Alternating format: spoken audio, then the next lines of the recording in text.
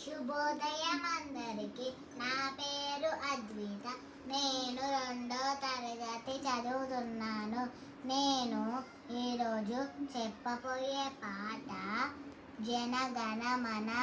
జనగణమన అధినాయక జయ హే భారత భాగ్య విధాత. పంజామ సింధు కుజల